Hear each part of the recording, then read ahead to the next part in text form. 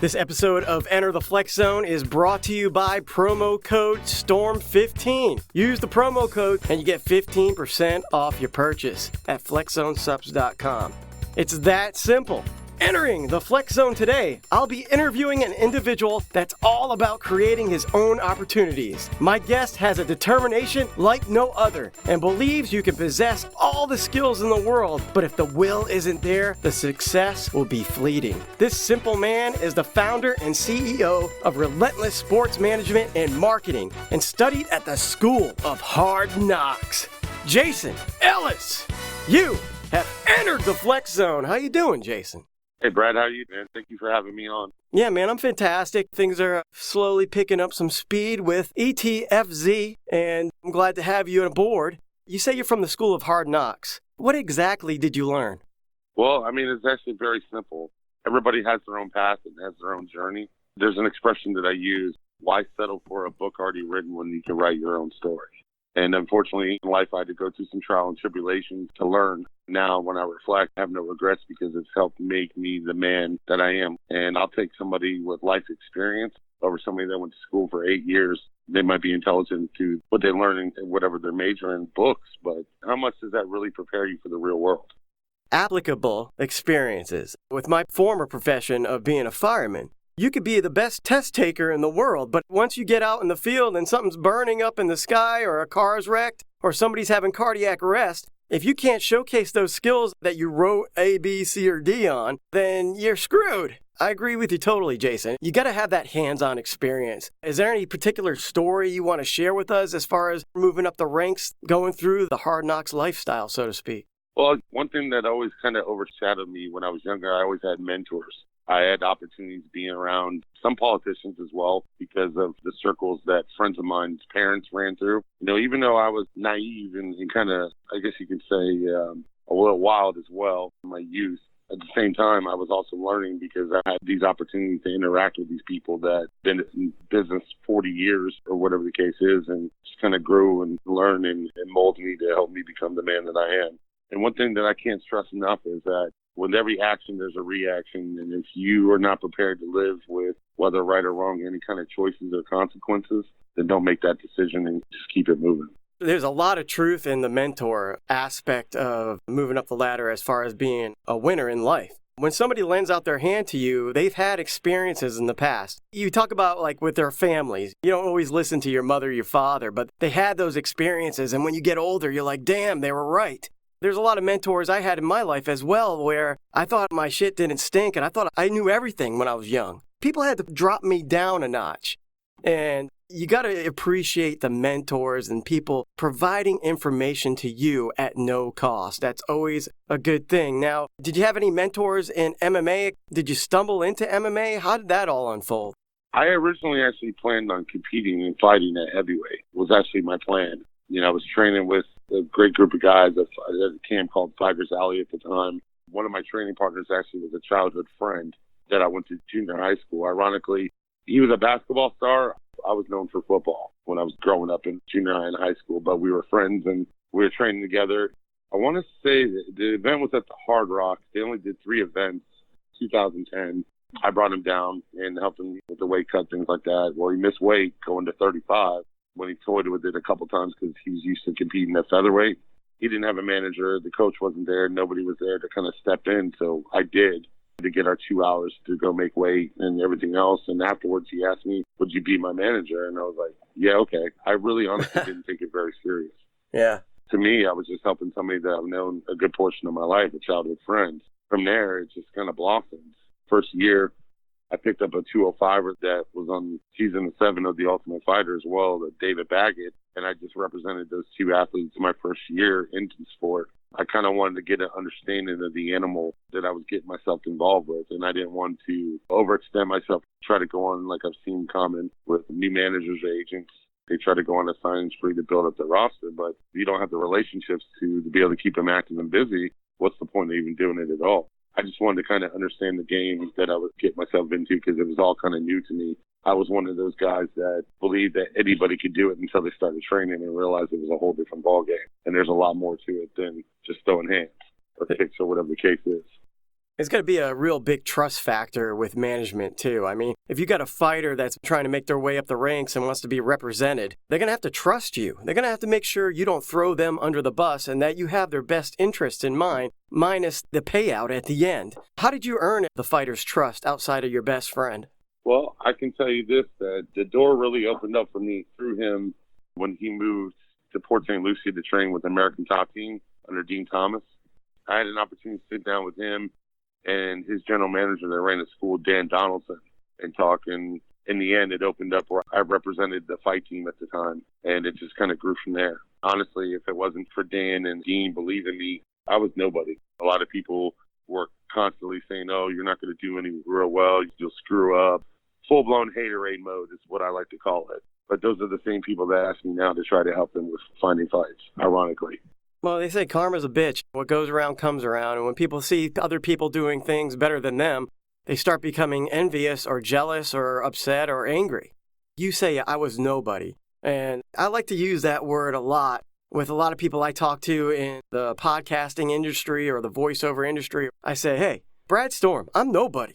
I want to keep that mentality. Even if I do one day do something big, I'm still going to think, hey, I came from nothing. I am here to use my show as a platform for everybody else out there. Now, do you still have that mentality? I still got to work my ass off. I am nothing. Absolutely. I'm very humble. I won't go into the specifics of the conversation, but there were some opportunities that were announced with another gentleman today, and they actually called me and thanked me for the first time. But as I was conversating with them 2 days ago, I didn't want them to say thank you to me. I wanted them to thank my athlete, because if it wasn't for my athlete, you wouldn't have had the opportunity to network to what the type of deal you're able to secure for yourself. I'm not a selfish person. I've given some interviews over the years, but I generally don't. I'd rather you give the opportunity to one of my athletes. I like my actions to speak for themselves. Actions do speak louder than words. We see it in the Super Bowl. We see it in MMA all the time. As far as moments in your life and in your career running Relentless Sports Management, were there any times that you felt like, well, shit, I can't take this anymore. I think I'm going to give up. Was there any times like that you experienced? I'm just going to say this. My agency is named Relentless for a reason. I've never thought about giving up. Honestly, what I've thought about is how can I expand and grow and move forward, because I'm not one of those people that'll settle. At the end of the day, you're in control of your own outcome and your own destiny. I mean, if you want something more out of life versus working a 9 to 5 for the man, as I like to call it, okay, great. If that's what you want, do it. You got to put the time in and create the opportunities for yourself. It's all about building relationships and networking. And social media is a great place for that as well. You talk about determination. How important of a word is it for you? Very important word for me. Like, here's an expression that I say sarcastically to some people that get upset and complain. Do you want some cheese to go with that? Or do you wine? Every day there's curveballs that can be thrown at you in life. What you got to find, instead of looking at it in a negative format, there's always a positive in that situation, in any of those curveballs that are thrown at you.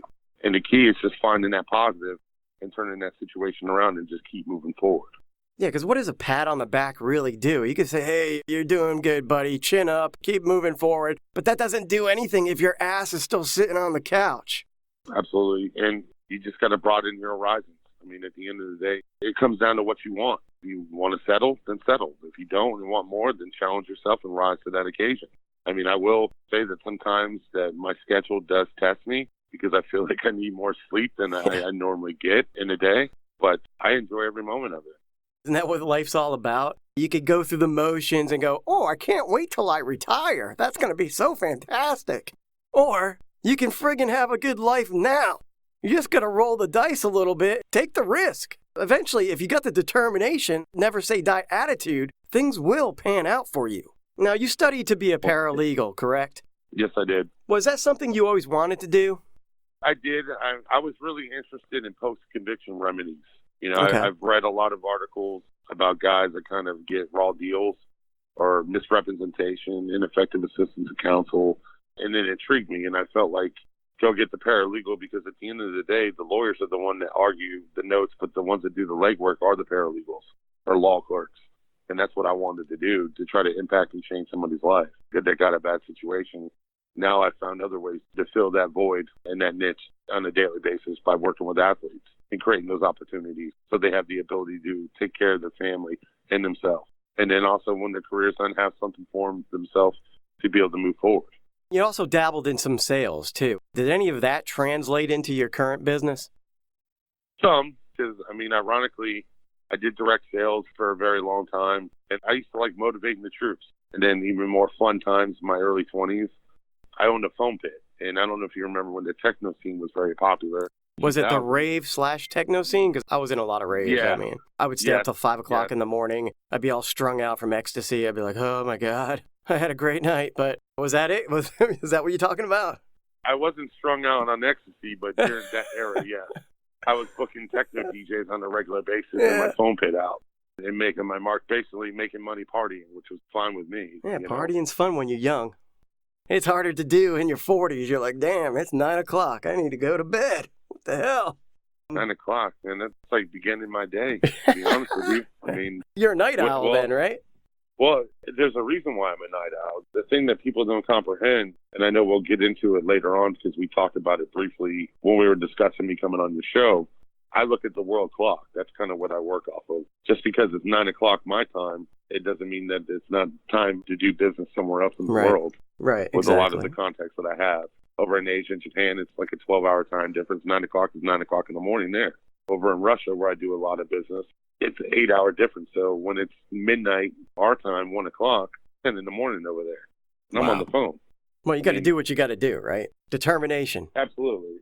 What has been one of your proudest moments managing a fighter? I've had so many moments, it's hard to really to say one particular thing. I guess I'm going to pat myself on the back for a moment. I would say that 2012, Florida did an MMA award show, and I was recognized and received an award for Best Up-and-Coming Manager. It just kind of reminded me of my youth playing sports and being recognized on a team sport when I played football for my junior high and high school and things like that when we'd have our annual banquets. Just kind of remind me of that camaraderie that I shared with other players when we played, because we all gave 110% and left everything on the field. I know MMA is an individual sport, but that particular moment when I was recognized and received that award made me think about those times in my childhood that are meaningful and great memories for me, When you get an award, you earned it. It's not like it magically appeared in your hands, unless there's nobody competing against you for that award. If you're the only person. No, they competed with like 3 other gentlemen. So that's good. It was definitely a pleasure, but more importantly, I think that anytime that I see my athletes succeed from the opportunities that we create together, because it is a team effort, I may handle the negotiations and things like that, but they're the ones that are fighting the fights and being successful with the opportunities brought to them. It's just making my job that much easier to be able to give that next step opportunity. What's going on, Flex Zone fanatics? Brad Storm here to tell you that Flex Zone Preflex really does work. Let's face the facts. The older I get, the harder it is for me to find that extra jolt of energy. It doesn't matter if I'm working out, chasing my 3-year-old around the house, or editing the next episode of Enter the Flex Zone. I just need to stay focused. I've been taking Blue Raz Preflex for around a month now, and I can say to you, the listeners, that I've kicked my energy drink habit that I've had for 15 plus years, and I'm saving $30 a week in the process. Now I'm feeling energized without the anxious feeling I had all the time drinking energy drinks. If you're ready for something different that's made right here in the USA, use code STORM15 at FlexZoneSups.com and get 15% off your purchase. It's that simple. Flex Zone supplements and Enter the Flex Zone are where it's at. I'm Jenna Minetti, author of Surviving 7, The Expert's Guide to ACL Surgery, and I've entered the Flex Zone. With all the promotions out there and all the promoters out there today, how do you weed out the bad from the good when it comes to your management company? I'm very good at reading people, and I listen. Okay, yeah, listening is key. When I have a conversation with a new promoter that I've never dealt with before, I do my due diligence and look into people that I know that fought for them, find out how they were treated, things like that, and I kind of base my decision on that first impression conversation I have with them. Is there any key signals that your radar goes off and goes, this person's not going to cut it? I kind of take it by individual basis. Everybody's different. Yep. And if they have a bad reputation, like if there's issues about athletes not being paid or things like that, I won't even waste my time and even speak to them. Right. Did I confirm 100% for mistreatment or they got delayed? An example, it didn't happen to any of my guys, but an event got canceled overseas and the gentleman got stuck in Europe for 5 extra days. They had to renew a visa. That never would have happened if that was my watch. Something like that, I wouldn't get involved with the organization. If you could go back in time, like Michael J. Fox did, what would you tell your younger self? Stop partying and save that money. That's what I would have told myself, too. That's key. Young people out there listening to the show. Stop partying, save your money, make your way, and then party later on. Yeah. When I look back and think about how much money I spend on bottle services or when we'd be out, all of us screwed up together. We were actually compared to Entourage because there was 4 of us. Right on. And it was the same routine every weekend. You know, when everybody got done with work, we'd start at Chili's for 2 for $1, and you never knew where we end up. Definitely had that mentality of work hard, play hard. Mm-hmm. And pretty much would drink all weekend, hang it out, and then get up on Monday and go back to work and do it all over again. The good old days. Yeah. So many people are afraid to take the dive, as far as just saying, hey, I don't want the 9 to 5, or I want to do my own thing. Some fear the unexpected, and others are prisoners of their own insecurities. What do you tell those people? You know, that's a really good question. At the end of the day, it's the individual's decision about what they want. What they want is what it comes down to. If they're afraid to take the plunge, then they shouldn't take the plunge at all, unless they're willing to commit and put in the hours to get themselves to where they want to be and understand that it is hard work and it is a commitment.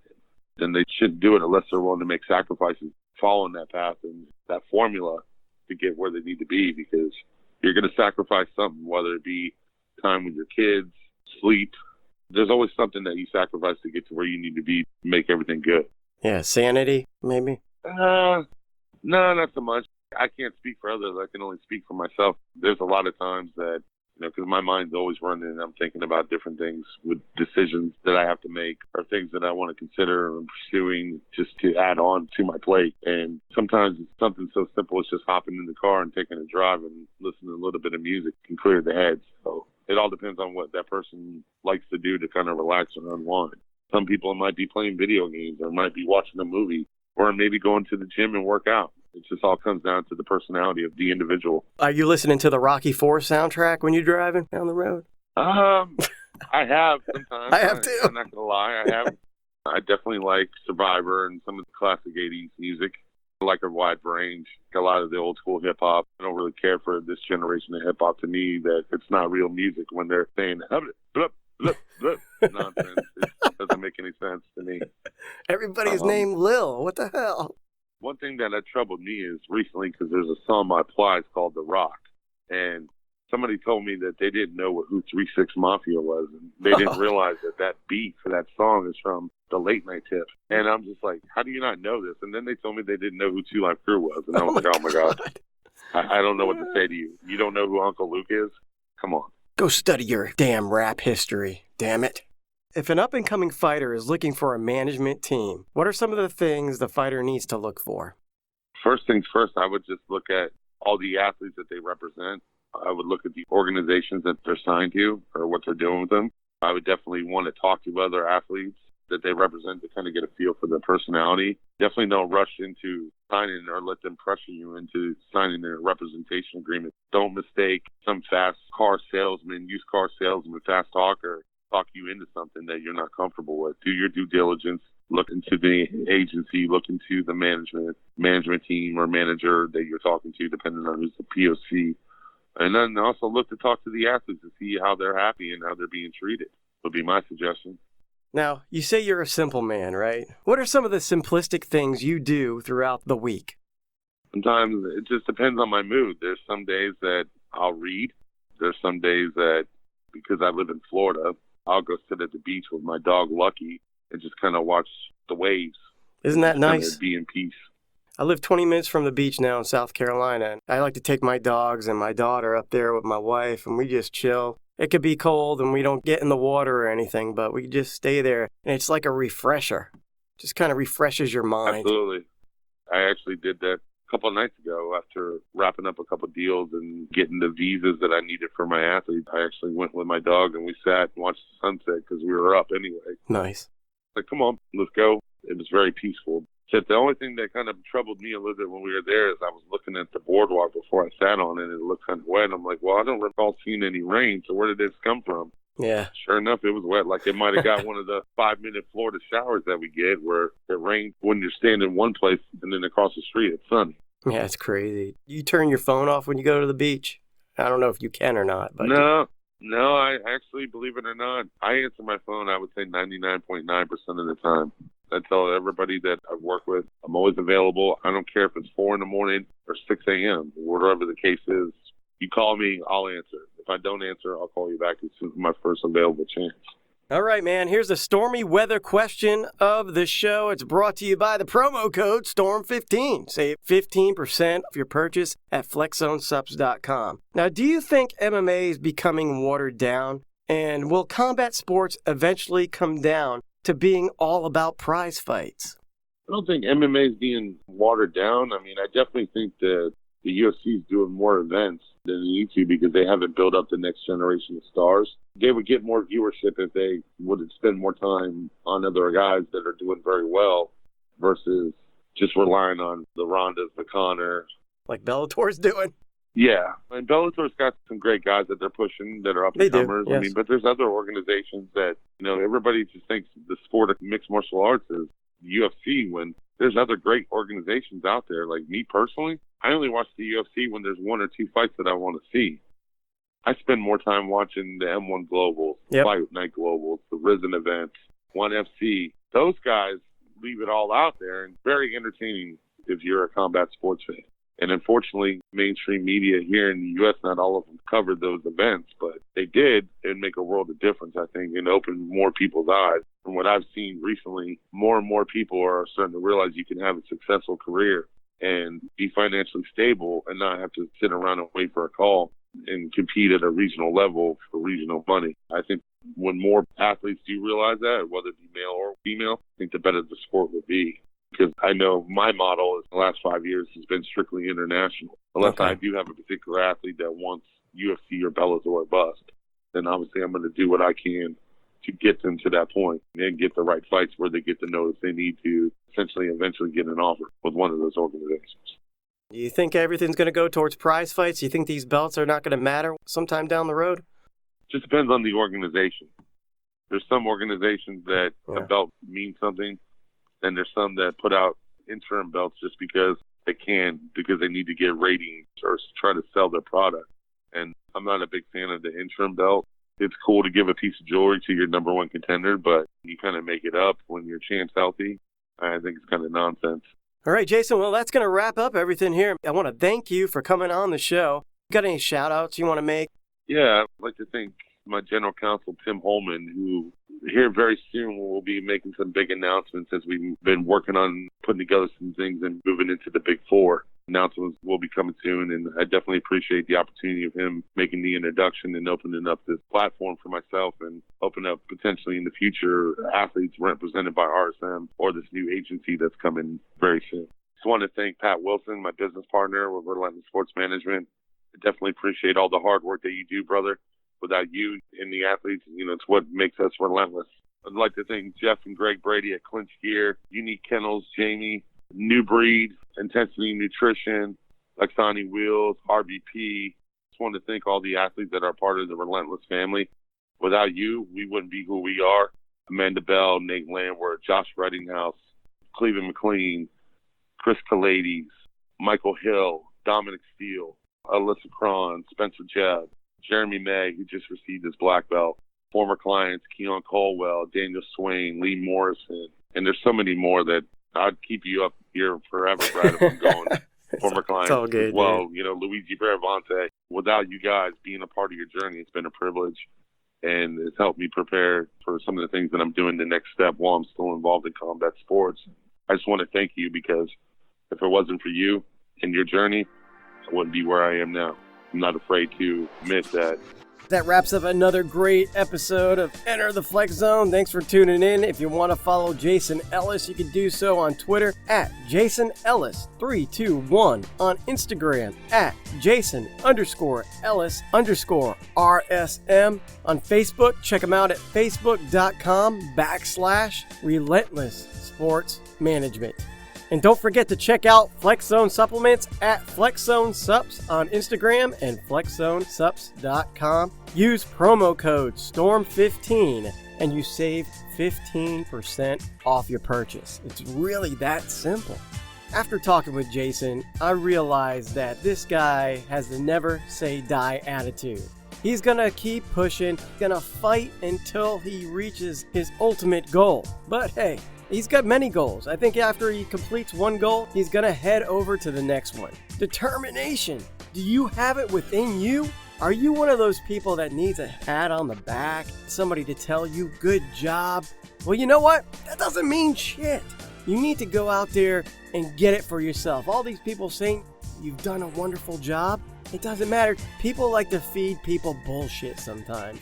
And you just gotta kind of weed out the bullshit and you gotta keep going. No matter if somebody tells you you're good or bad, you in your heart know if you're on the right track or if you need to constantly practice and improve your skills at whatever you're trying to do in life. If you're gonna roll the dice, it is a scary thing. If you have family, if you have a house, you gotta put those things into context. Will you be able to survive if you do roll the dice and go off on your own? Like Jason said too, you gotta stay positive. Don't dwell on the negative. It will not get you anywhere. Jason told you, do you want to eat cheese with your wine? Exactly. You don't want to be whining all the time. Nobody likes a crybaby anyway. So Flex Zone fanatics, stay positive, have determination, and develop a plan of attack. Because if you roll the dice and you have no plan, well, the dice might come up snake eyes for you. You can follow me at BradStormVO on Twitter, BradStormLaNew on Instagram, Brad Lanew on YouTube, and Voices of the Storm Recording is my business. It's on Facebook. And guys, you can check the show out on multiple platforms. We're on Podbean, we're on iTunes, we're on YouTube, we're heading to Stitcher, we're going to be on Google Play, and we're going to be all over the place. And guys, if you could leave us a review on iTunes, that would be outstanding. It would help the cause and give me even more determination to reach the top. Feel free to comment, like, rate, and share with the world. Speaking of reviews, we're going to read one right here from Pure Evil MMA. Been a long-time listener of Brad Storm's podcast, and I'm looking forward to following his new show here. He's known to always put together interesting interviews that are very informative to listeners and viewers. And if you love MMA, and since we did talk about MMA this episode, go check out Pure Evil MMA on YouTube, and he's all over the place as well. And Flex Zone fanatics, remember, punch every day in the face. And I'll see you next time we enter the Flex Zone.